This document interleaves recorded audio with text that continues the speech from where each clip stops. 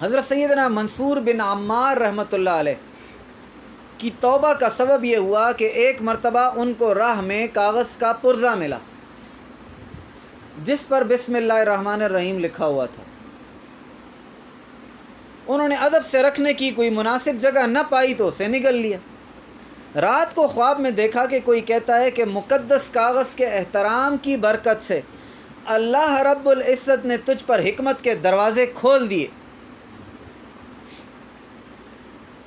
اور وہ اپنے زمانے کے ایسے کامل حکیم تھے کہ جس بندے کو جو کہتے تھے اسی سے ٹھیک ہو جاتا تھا۔ زبان پر اللہ تبارک و تعالی نے ان کے شفا رکھ دی تھی، جو چیز جس کو دیں وہ کھا کر ٹھیک ہو جاتا ہے۔ اچھا، یہ انہی بزرگ کے بارے میں میں آپ کو پہلے ایک اور روایت سناتا ہوں، پھر یہ بہجت الاسرار میں، بہجت الاسرار جو کتاب ہے نا جی، یہ شیخ عبد القادر جیلانی رحمۃ اللہ علیہ کے بارے میں ہے، اور اس میں تمام روایتیں سند کے ساتھ ہیں۔ یعنی کہتے ہیں کہ اس کتاب میں اگر کوئی واقعہ ان سے منسوب لکھا گیا ہے تو اس میں کوئی شک نہیں ہے، کیونکہ ایک ایک واقعے کو بیان کرنے والے سینکڑوں لوگ ہیں، اور سینکڑوں لوگوں سے تصدیق کرنے کے بعد جو اس واقعے کے چشمدید گواہ ہیں، پھر انہوں نے اس واقعے کو اس کتاب میں لکھا، بہجت الاسرار۔ اس میں ہے کہ حضرت شیخ سیدنا ابو بکر بن حوار رحمۃ اللہ علیہ فرماتے ہیں کہ عراق کے اوتاد 7 ہیں۔ اوتاد پہاڑ، کیل کو بولتے ہیں۔ وَجَعَلْنَا الْجِبَالَ أَوْتَادًا، قرآن میں اللہ تبارک و تعالی نے فرمایا ہے، ہم نے پہاڑوں کو میخیں بنایا، کیل بنایا، دنیا کو ہلنے سے لرزنے سے بچاتے ہیں، اس کو قائم رکھتے ہیں۔ تو بغداد، عراق کے اوتاد 7 ہیں، عراق کو قائم رکھنے والے 7 ہیں۔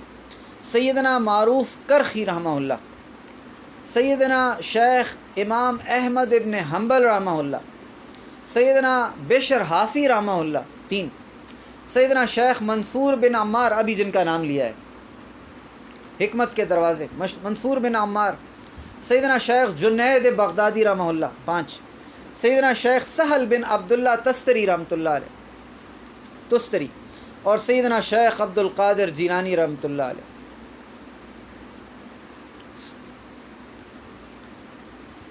بسم اللہ شریف کی تحریر والے کاغذ کی تعظیم کی برکت سے حضرت سیدنا منصور بن عمار رحمہ اللہ کا شمار اولیاء کبار میں ہونے لگا، بہت پائے کے جو بڑے اولیاء گزرے۔ آپ رحمہ اللہ نیکی کی دعوت میں دھوم مچاتے تھے، لاتعداد افراد بصد عقیدت آپ کا بیان سننے کے لیے آتے تھے۔ ایک بار آپ رحمہ اللہ کے اجتماع میں کسی حقدار نے 4 درم کا سوال کیا، جیسے ہم فقیر مانگنے کے لیے آتے ہیں نا کہ مجھے 4 درم دے دو، تو اب مجمع ہے، مجمع میں ایک بندے نے آ کر سوال کیا 4 درم مجھے کوئی دے دے۔ آپ رحمہ اللہ نے اعلان فرمایا جو اس کو 4 درم دے گا میں اس کے لیے 4 دعائیں کروں گا۔ اس وقت وہاں سے غلام گزر رہا تھا، وہ تھا بھی اس کے پاس ہی، وہ تو کوئی دور سے دوڑتا دوڑتا اس کے پاس پہنچے گا نا، وہ غلام ادھر ہی تھا۔ ایک ولی کامل کی رحمت بھری آواز سن کر اس کے قدم تھم گئے۔ اس کے پاس اپنے جمع کیے ہوئے 4 درم تھے، اس نے وہ سارے دے دیے سائل کو، چاروں کے چاروں۔ سیدنا منصور رحمہ اللہ نے اسے فرمایا بتاؤ کون سی 4 دعائیں کروانا چاہتے ہو؟ اس نے عرض کیا میں غلامی سے آزاد کر دیا جاؤں، دوسرا مجھے ان دراہم کا بدلہ مل جائے، تیسرا مجھے اور میرے آقا کو توبہ نصیب ہو۔ اس کا مطلب یہ ہے کہ دنیا میں بھی توبہ ہو اور مرتے وقت بھی توبہ ہو، یعنی ایمان میں جائیں، میں بھی اور میرا آقا بھی، میری اور میرے آقا کی، آپ کی اور تمام حاضرین کی بخشش ہو جائے۔ لاکھوں کا مجمع ہے، لاکھوں کا مجمع ہے، سیدنا منصور رحمہ اللہ نے ہاتھ اٹھا کے دعا فرمائی. غلام اپنے آقا کے پاس دیر سے پہنچا، ادھر واقعہ ہو گیا تھا.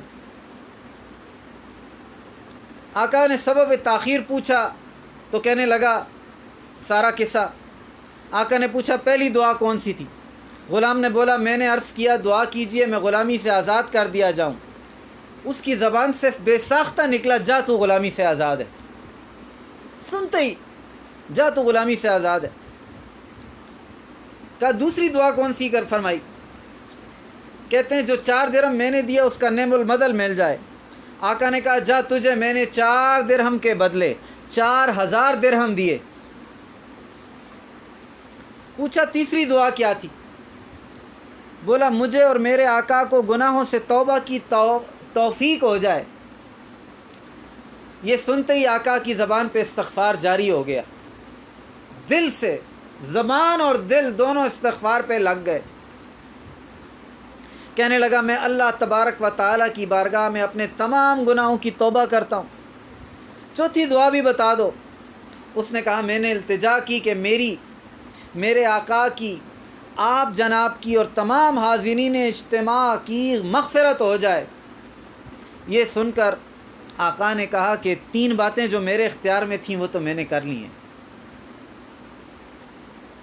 اب چوتھی سب کی مغفرت والی بات میرے اختیار میں نہیں. اسی رات آقا نے خواب میں کسی کو سنا، کہتا ہے جو تمہارے اختیار میں تھا وہ تم نے کر دیا، اب میں ارحم الراحمین ہوں، میں تمہیں، تمہارے غلام کو، منصور کو اور تمام حاضرین کو بخشتا ہوں. خود گواہی دیتا ہے، خود گواہی دیتا ہے. اور کوئی کیا گواہی دے گا؟ خود کہتا ہے میں ارحم الراحمین. اپنی آواز بھی سنوا دی، اپنا دیدار بھی کروا دیا، اور کیا ولی ہوگا.